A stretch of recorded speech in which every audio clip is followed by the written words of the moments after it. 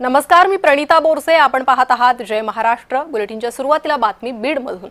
बीडमध्ये विजयसिंह पंडित लक्ष्मण पवारांचे समर्थक भिडलेत. गेवराईत दोन्ही गटात तुफान दगडफेक झाली आहे. आमदार विजयसिंह पंडित यांचे बंधू जयसिंह पंडित आणि माजी मंत्री बदामराव पंडित यांचे चिरंजीव विदोजित पंडित हे आमने सामने आले. अधिक माहिती या संदर्भात घेणार आहोत. आमचे प्रतिनिधी आमिर हुसेन सध्या माझ्यासोबत जोडले गेले आहे. आमिर, काय अधिक माहिती मिळते? हा वाद कसा सुरू झाला? नक्कीच आपण जर बघितलं तर गेवराईचे मोंढा भागातील मतदान केंद्रावर हे मोठा राडा बघायला भेटलेला आहे.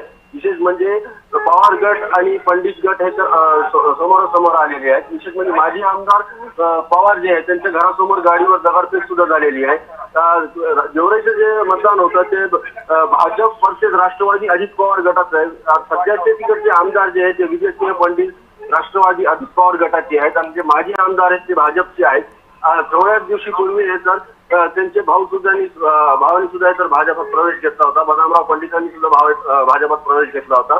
एक फाईट होती त्या ठिकाणी आणि त्याच ठिकाणी सकाळी मतदानाच्या वेळेस त्या ठिकाणी राडा झालेला आहे आणि काही लोकांनी दगडफेक सुद्धा केलेली आहे. त्यानंतर पोलीस त्या ठिकाणी दाखल झाले आणि आता सध्या पोलिसांनी स्थिती आपल्या हातात घेतलेली आहे. जी आमिर, धन्यवाद या माहितीसाठी.